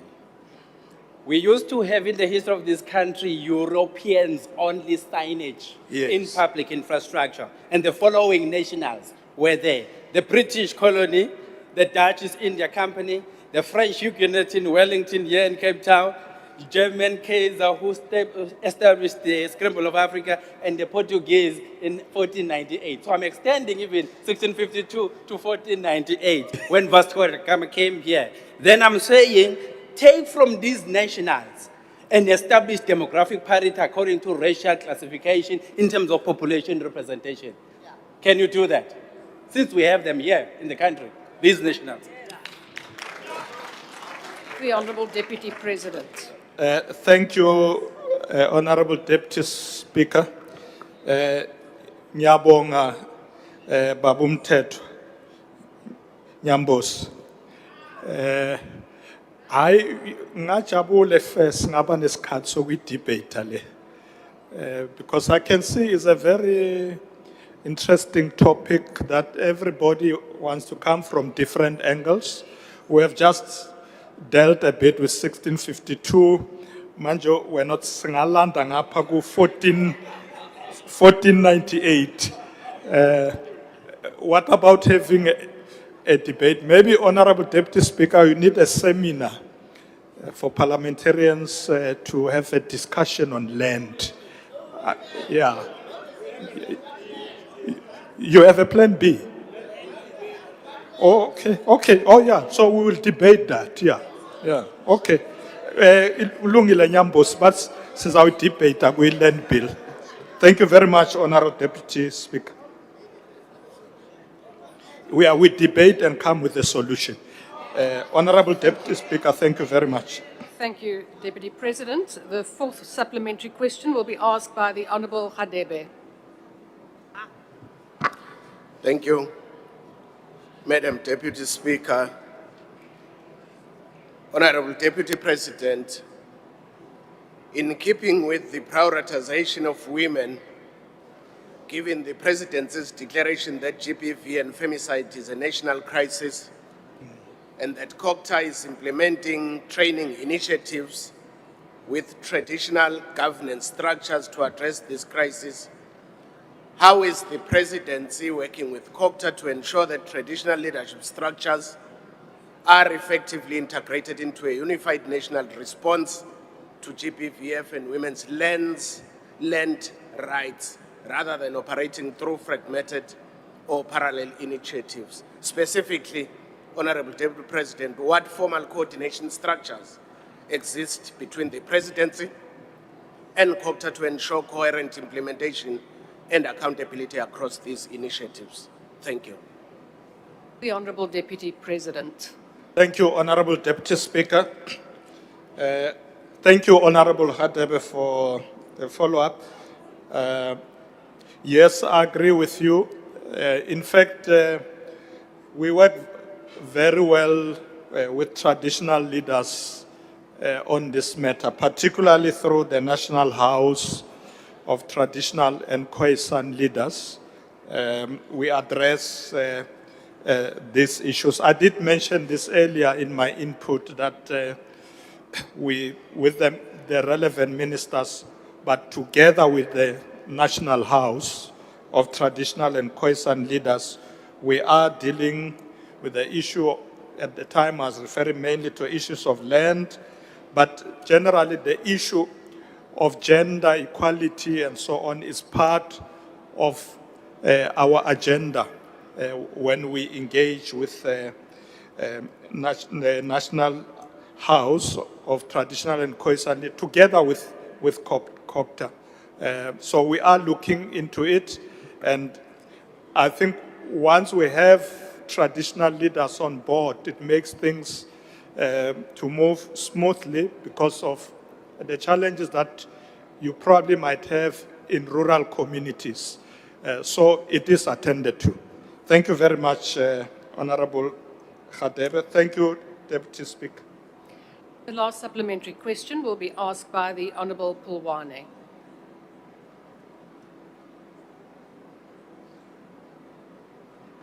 Thank you once more again, Deputy Speaker.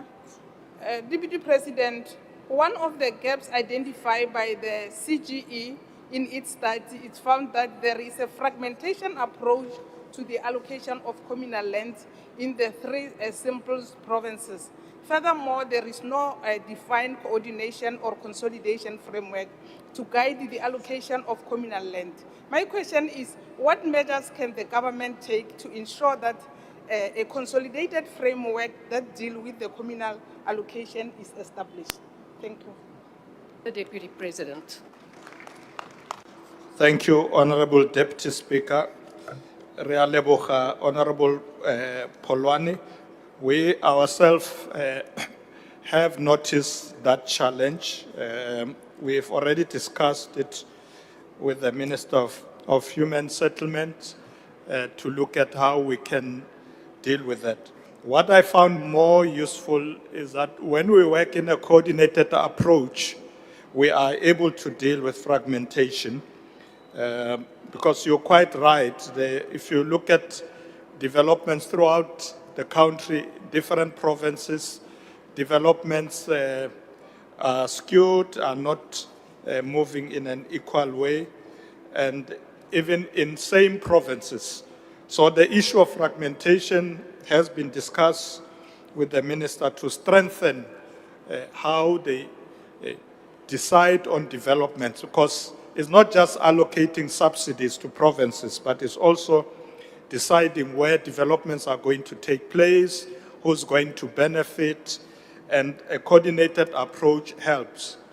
And one of the things I should say is that the coordinated approach that brings different ministers is quite helpful, because in the past we have seen people being put in places where there are no services because the Department of Human Settlement has got subsidies, but the Department of Education is not there to build schools. Department of Transport and Roads is not there to deal with roads. So we are closing that gap to ensure that our approach must be the whole of government. Government must move together, and by doing so, we will do away with fragmentation. Thank you very much, Honorable Deputy Speaker. Ke a leboga. The last question has been asked by the Honourable Mokoena Zondi. The question is whether, with reference to his reply to oral question 3 on 19 March 2026, and in light of the persistently high levels of violent crime in the Republic, as evidenced by the approximately 170 murders that have been recorded on the Cape Flats since the deployment of the South African National Defence Force under Operation Prosper, the government has implemented any specific measures to strengthen intelligence-led policing and interagency coordination following the findings of the Judicial Commission of Inquiry into alleged criminality, political interference and corruption in the criminal justice system, commonly known as the Madlanga Commission, on the systemic dysfunction within the criminal justice system. If not, why not? If so, what are the relevant details of the specific measures that have been implemented in the security cluster departments and/or agencies involved, and what timelines for implementation? The Honourable Deputy President. Thank you, Honourable Speaker. Deputy Speaker. Honourable Deputy Speaker, let me thank the Chief Whip of the Opposition, Honourable Mokoena Zondi, for this important question about criminality in our criminal justice system. Honourable Zondi, the safety of our communities remains the priority of government. As such, we are continually investing in strengthening the criminal justice system to be able to fight crime and ensure safer communities. I'm confident that you will agree that the work of the Madlanga Commission is already delivering desired results. This is because in the immediate work of this commission, including, of course, recommendations from the Zondo Commission, this has ensured that we strengthen crime intelligence capabilities, improve coordination between SAPS, crime intelligence, state security, and other agencies, establish joint operational structures within the justice, crime prevention, and security cluster, expand intelligence-led operations in identified hotspots, including the Cape Flats, and also enhance information sharing systems across all government agencies. In addition, Honourable Deputy Speaker, in addition to the deployment of the South African National Defence Force under Operation Prosper, the SAPS, in conjunction with the national and provincial partners, is implementing a range of strategic adjustments to deal with gang-related and organized crime. This includes the refinement of stabilization and anti-gang strategies aligned to an organized crime threat approach, strengthen intelligence-led policing, improved coordination between detectives, crime intelligence, and prosecutors, and also enhanced intergovernmental cooperation through established platforms such as the Anti-Gang Priority Committee. The implementation of these measures, including operational coordination, is already underway. Medium-term reforms, including capacity building and systems integrations, will be implemented over the medium-term expenditure framework period. In conclusion, Honourable Deputy Speaker, government continues to monitor the impact of these interventions and will adjust its strategies where necessary to ensure safer communities. I thank you, Honourable Deputy Speaker. I've been informed that Honourable Douglas will take charge of the first supplementary question.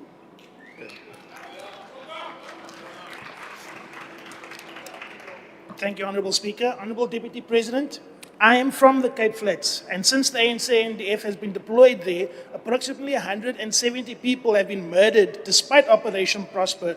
Does this not confirm that the crisis is not merely operational, but is rooted in a collapsed and compromised intelligence and criminal justice system as exposed by the Mandlanga Commission? And does government therefore accept that gangsterism on the Cape Flats is being fueled not only by gangsterism and crime, but also wider issues such as state and ANC-DA complicity in criminal cartels on the Cape Flats, mass youth unemployment? And if so, Deputy President, given that the SANDF deployment has made little measurable difference, what consequence management will there be? What is being done to make sure that the people that are judging those people, the people that are participating, and the Minister of Police is properly investigated and held to account for his role? He may be on holiday now, but we want to see action, Mr. Chair. Everybody that's helping these cartels, Mr. Deputy President, needs to be held accountable. They are part of the problem. It's not only the gangsters, it's also the politicians and the law enforcement people that are implicated, and we need to see justice, and we need to see action now, and SANDF must do more to stop the crime. Thank you. The Honourable Deputy President. Thank you, Honorable Deputy Speaker, and thank you, Honorable Atlas. You come from the Cape Flats. Obviously, you have more information. One of the things I asked my advisors yesterday was that we do need to get stats from what's happening there. We know that the SADF has been there through Operation Prosper, and from face value, from where we are, we think they are doing a great job. But from listening to you, you are saying you're not happy with the progress there, and there's somebody screaming at the back saying, yes, we're not happy. So what I'm going to do is to get stats from them. How many people have been arrested? How many guns have we retrieved, etc., etc. Unfortunately, I don't have them now. I couldn't get those stats. But as soon as I get them, I'll send it to you, because I will also check myself, because I also want to have a sense that our intervention is working. And it might require that we do visit the area. So that, like you, we can have first-hand information and not desktop reports. So I might make time to come there. Maybe I'll go with you to see what's happening in the Cape Flats. But we must commend the President for ensuring that he has reinforced SAPS to do its work. So they have to do that work. And if there is any evidence that they are not doing much, we will intervene. Thank you very much for that question. Thank you, Honorable Deputy Speaker. The second supplementary question will be asked by the Honourable Sekopo. Thank you, Madam Deputy Speaker. Honourable Deputy President, the President has directed that the law enforcement agencies should act on the recommendation of the interim report by the Mandlanga Commission. What is the assessment that the President can share with the House on the investigation of the prima facie evidence of wrongdoing by individuals allegedly implicated of the recommendation by the Commission of Mandlanga, interim recommendations by the law enforcement agencies, including the Commission's recommendation on the task teams of SAPS? Thank you, Deputy President. The Honourable Deputy President. Thank you very much, Honourable Deputy Speaker. Honourable Sekopo, you would recall that what was submitted to the President was an interim report by the Mandlanga Commission. And because of that interim report, the President started taking action where it was necessary. And I think we all should support that. Of course, we know that the Commission is not yet done with its work. The President is awaiting to get a full report. Because once he gets a full report, he will be able to then introduce measures that are very comprehensive in dealing with these issues of criminality. But he decided that even with the interim report, let him start doing something. But I would agree with you that because it's an interim report, it may not be seen to be comprehensive, but he probably didn't want to put the cart before the horse, so he is waiting for a full report, and once that is with him, you will see a full comprehensive intervention that is going to take place to uproot corrupt elements from our system and ensure that we change the system, we reform it, and ensure that criminality can be something of the past in our criminal justice system. Thank you very much. Thank you, Honorable Deputy Speaker.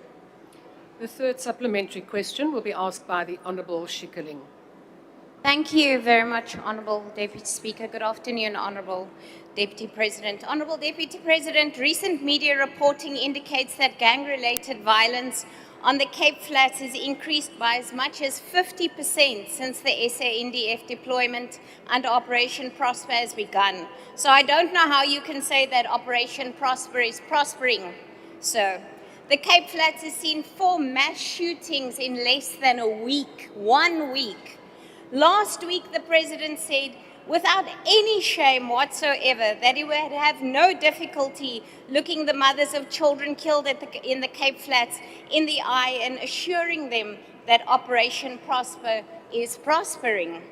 Given these continued levels of violence and loss of life, would you, sir, as the leader of government business, join the President in looking the affected families in the eye and telling them, as the President said, that Operation Prosper is doing everything it can to bring down the levels of gang violence?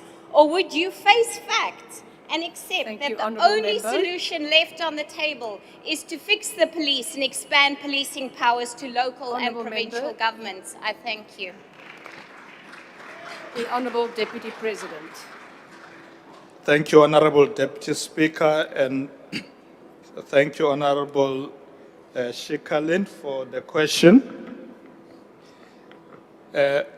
Honourable Schikkerling, my heart goes to those mothers in the Cape Flats, as you say, who are losing their loved ones. We will not wait to fix the police before we attend to their problems. That's why I was saying earlier when I was answering Honourable Douglas that perhaps we do need to come to the Cape Flats and talk to those mothers who have real first-hand experience about what is happening there. So I will lead the delegation to the Cape Flats to meet with the mothers there, find out what's happening, so that if there is no progress, we must attend to it. Because I know you have the stats about how crime has increased. I was asking stats myself this morning. Probably I was going to get stats about how it has improved. But I think we'll agree that the better thing is to talk to the people on the ground who have real experiences, because they are not statistics, they are people. And we must deal with that as such and deal with their challenge they face, so that if there's weaknesses in the police, we don't wait to reform the police service. We just bring others and change those who are not doing work and bring those who can do the work to ensure that we address the challenges that the people are facing. So we will keep you informed when we do such a visit, which should be soon, so that we can talk to people on the ground. Thank you very much for your question. Thank you, Deputy Speaker.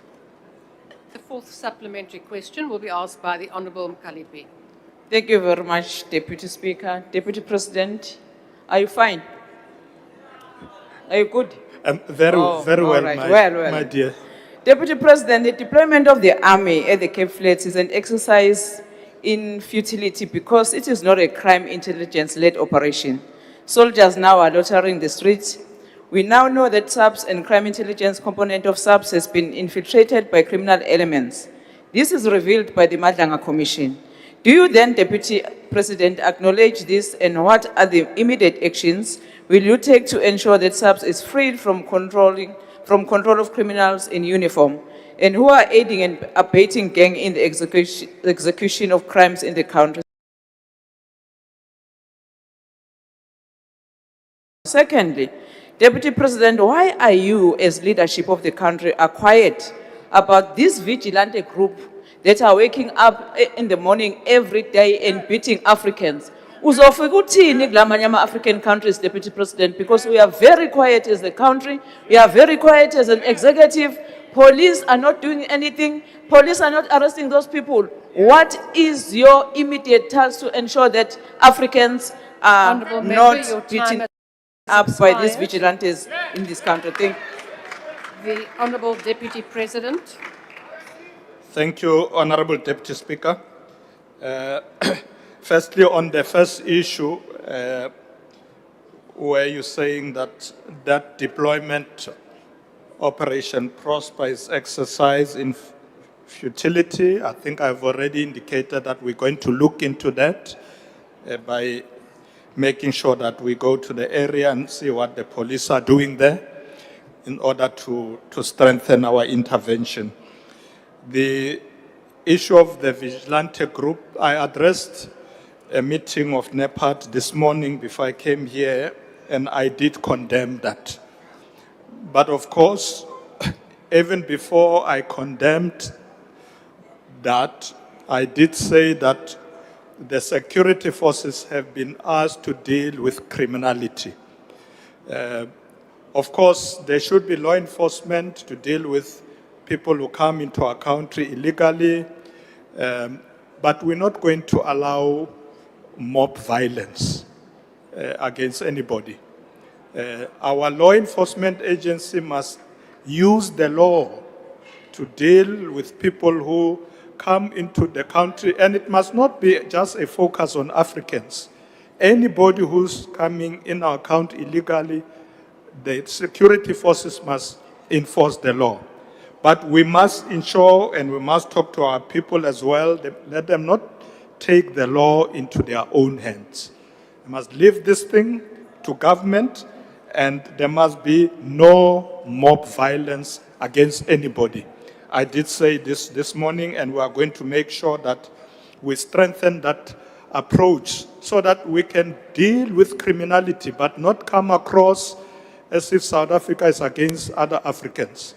We will deal with this matter because you are quite right that we're beginning to be read wrongly, where other leaders in Africa are saying, you see, our people are being killed, you do nothing. So we've asked Minister Kachalia to go on the ground, make sure that this thing is addressed. And of course, work with other ministers, not only him.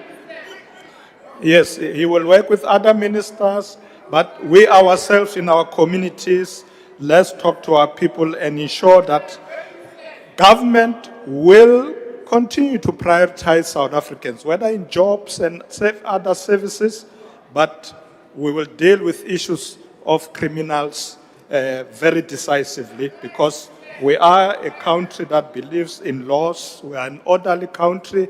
We must never allow any mob psychology and the killing of people when there are laws that can deal with these challenges. Thank you very much for that question, Honorable Mkalipi. Thank you, Honorable Deputy Speaker.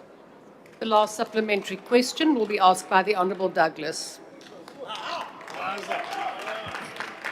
Thank you, Honourable Deputy President. My question is related to something personal to me. Yes. This morning I got a call from my sister. It looks like my nephew's been murdered in the Cape Flats. Murdered, yeah. He was stabbed a few days ago. And we're busy looking for his body. And the reality is that our people are suffering this kind of thing every day. And we're talking about 30 years of doing nothing for our people on the Cape Flats. And the army being sent there, the SANDF being sent there, is a last-ditched effort. But the reality is it's about what are we going to take, how are we going to get our youth off the streets? I'm a member of parliament sitting here, I can't save my own nephew. I can't save my own nephew with everything that's in front of me. I can't save my people. So my question is, when will we talk about the land? When will we talk about the minerals? When will we talk about the things that will take our people out of poverty? Because we're talking about dealing with the symptoms, which is the violence. But we're not dealing with the root cause of the poverty that keeps our people enslaved to gangsterism, drugs. And it's been done to us by this government, and it's been done to us by the people that they are partnering with. So we want to know, when is this going to stop? We don't want debates, we want answers. And MK is going to stop it if nobody else will. The Honourable Deputy President. Thank you, Honourable Deputy Speaker. Honourable Douglas, I'm sure everybody in this House do sympathize with the challenge that you are raising now of a member who has been stepped. You don't even know where he is. As I said earlier, that we're going to strengthen our interventions. But you're quite right that we should not only focus on addressing violence, but what are we doing as a country to ensure economic development? As you say, using our own minerals to develop this country. In fact, it's almost like you were listening to me this morning when I was speaking at NEPAD. I said exactly that South Africa has got minerals, but in the past we extract, we sell. What we must do is local beneficiation. Make sure that we use our own minerals to be able to produce finished goods and create jobs. Because you are quite right, sometimes people are attracted to wrong things because they are loitering, but this country can create jobs. We have that ability, and I can't agree more with you that that's what we must do. But we will attend to the challenge you raise also of criminality. We need to nip it in the bud and ensure that this country is safe for all its citizens. I thank you, and thank you, Honourable Deputy Speaker. That concludes questions to the Deputy President, and I thank the Honourable Deputy President.